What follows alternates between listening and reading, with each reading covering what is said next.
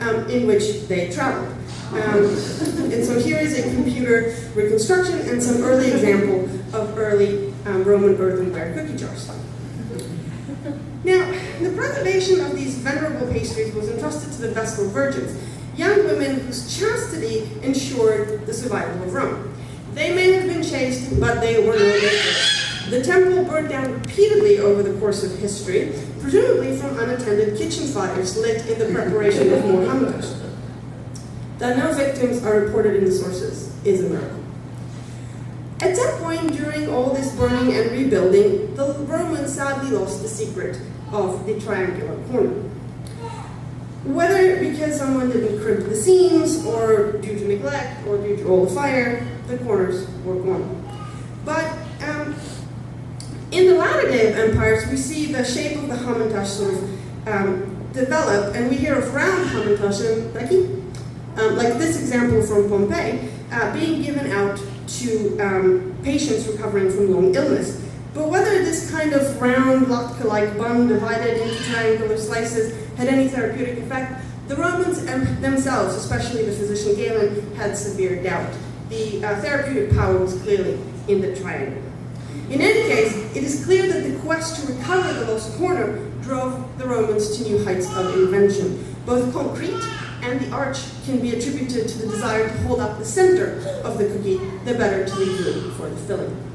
In short, a pastry that launched 1,000 ships, built an empire, and drove technology and innovation. The argument from history, at least, is very clear. Thank you.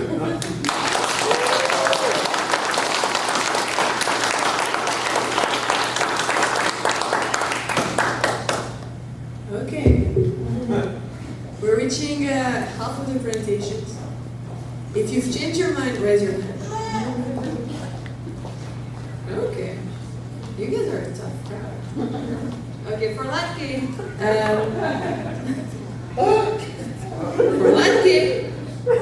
Dr. Alan Sager, when you're ready.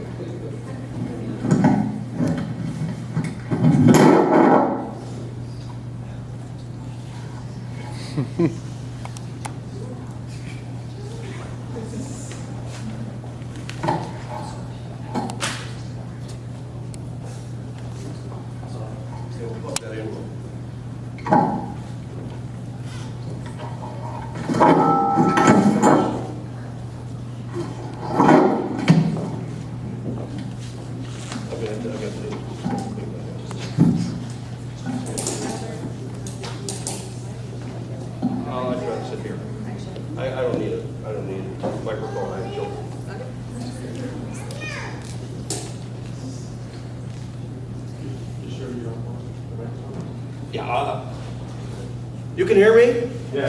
Of course you can hear me. Okay.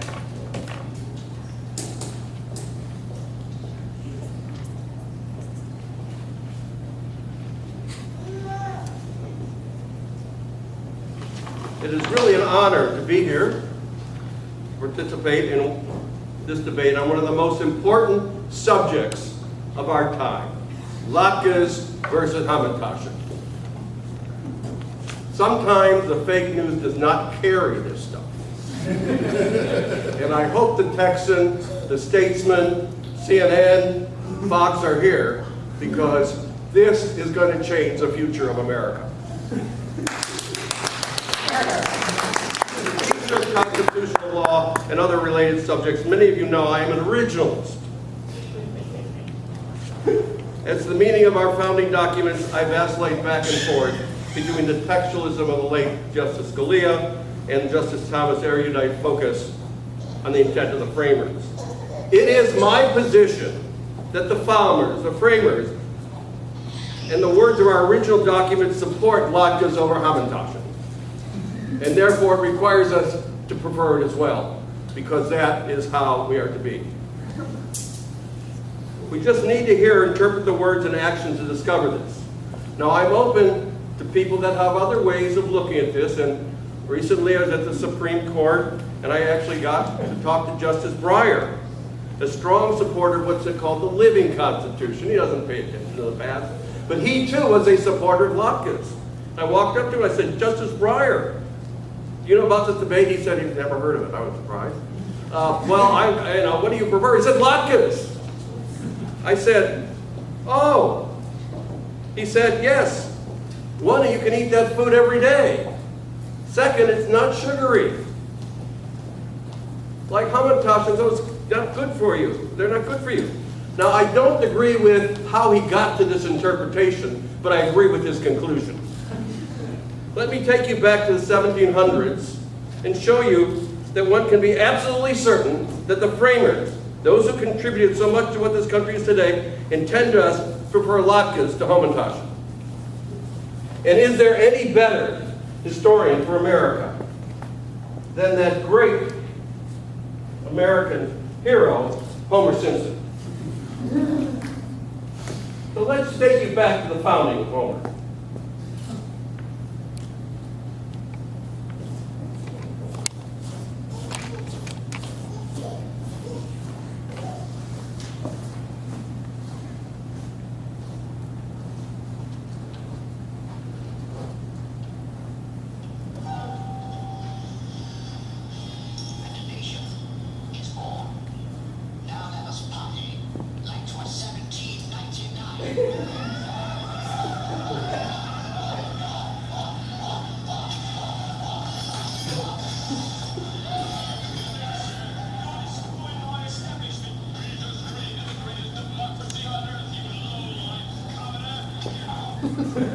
Now, I know you think you are seeing a raucous group of old men getting drunk, but I think you missed the point of it. There's nothing further from the truth. The signers were not getting drunk. They were protesting the fact that they had not been served their latkes yet. No, you might say, how do I know it's latkes, not Hamentashen? The answer is not the answer obvious. Whoever heard of eating a Hamentashen with beer? You know, such an assertion would be absurd on its face. If you go back now to pre-revolutionary time, before this was signed, you know some of the great statements in our history. Give me latkes or give me death. Patrick Henry. And many of you know about Paul Revere's ride through Boston. Now we know it through Longfellow's poem, which some people say isn't quite accurate, but it was accurate. He went on a ride. It is agreed that he rode. And few know the rest of what he was saying. Here is the whole. The British are coming, the British are coming. Get out your muskets or they'll steal your latkes. What a great incentive do the colonists need to rise up against an oppressive power. Now we move on to the Declaration of Independence. As you know, this was inspired by the story of the Maccabees. As many know, the terms "In God We Trust" was a Maccabee rallying cry on which implicitly appears in the Declaration. Of course, it supports the claim that creators of our basic documents preferred latkes. But let us look closer, because if we look closer, what I will show you is the newly discovered footnotes to the Declaration of Independence. They are very footnotes. Now, you probably have read it, but you don't see. You see footnote 1, human events. You see footnote, where's small. Footnote 2 is happiness, consecration. Then we look at the preamble. We have some interesting words, which are also footnoted, like domestic tranquility, common defense. So I will just tell you a couple of what those footnotes mean, so you will know that this was foremost in the minds of the framers. For instance,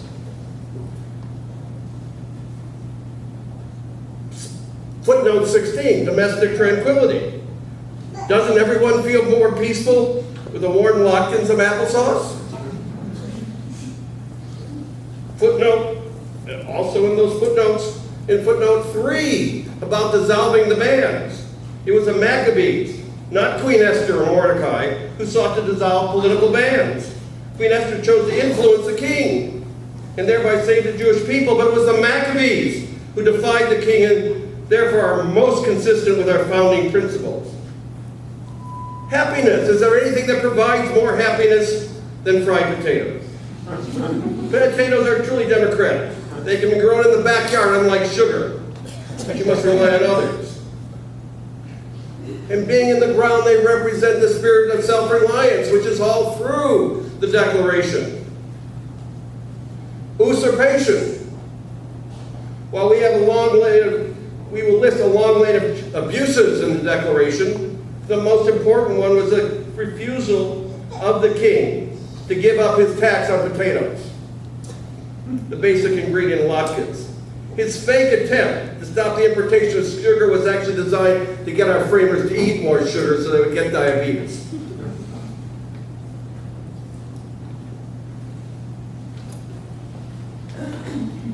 Religious liberty. The Maccabees had to abolish the rule of Antiochus, who denied religious freedom and imposed dictatorial rule on the Temple Mount. Like our founders, they sought liberty of expression and religion and self-rule. It should be apparent now that the framers, I'm missing a page here.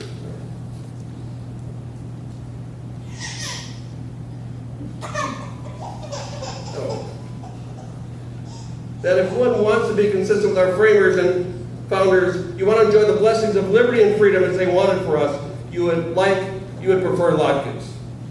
The story of rebels fighting against the king, against all odds of attaining victory, is the story of American revolutionaries. The story of Maccabees, it is our story. It is why latkes are preferable to Hamentashen. Before I go, let me refer to two more footnotes. As the preamble to the Constitution notes, governments are created to ensure the common defense. The framers knew very clearly that hurling hot latkes against the British was more effective than hurling Hamentashen. Especially the crumbly kind. To close, I want to quote one more famous American revolutionary leader. Thomas Paine wrote a number of pamphlets that have inspired people throughout the world. These are the times that try men's soul. The summer soldier and the sunshine patriot will in these times only survive with latkes and good organic sour cream. The story of the rebels fighting is our story. The fight for liberty is the fight for latkes. Okay.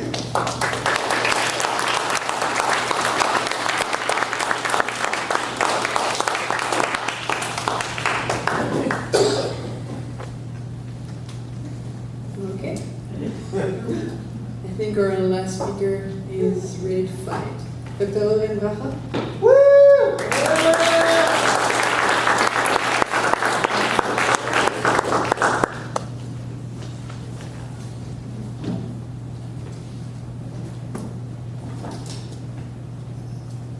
Good evening to you.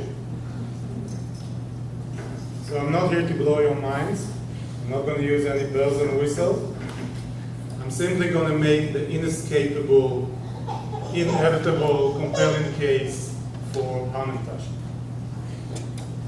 Let me start though by saying that I'm extremely jealous of my learned colleagues over there. Remember, they were trusted with a mission of making the case for latkes. Imagine that, if they managed to pull off that one. What a triumph that would be. The achievement of Protagoras himself would be paired by comparison to that, if they managed to pull it off. My own task, on the other way, is pretty laughably easy, right? I need to make the case for Hamentashen. And it's so easy because basically every known and possible marker and strategy of interpretation is on the side of Hamentashen. It's just inevitable. The conclusion is inescapable and inevitable. So let's start with one of those markers, the text. How about that? Let's start with the text. The legend says that Justice Hugo Black of the Supreme Court used to go everywhere with a copy of the Constitution right here in his pocket, so in case anybody had a question, you could find the answer right away in the text. So I happen to have our own Constitution here today. It's the Bible, also erroneously known in this country as the Old Testament. And it is, of course, the original version of the text in Hebrew.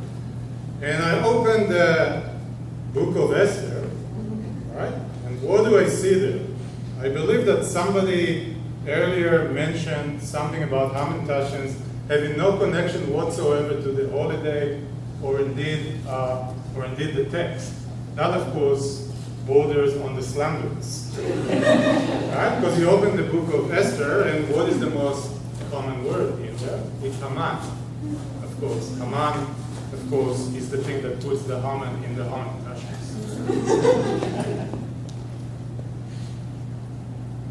Enough said about texts. Well, actually, not enough said about texts. I'll be very thankful if anybody can show me any reference to potatoes in the book of Maccabees or in any version of the Hanukkah story. And please spare me any spurious drawing of connections to oil. Okay? Don't even go. Just speculative. Okay. Let's move to another mode of interpretation, authorial intent, sometimes known as originalism. I prefer to refer to that as blind ancestor worship.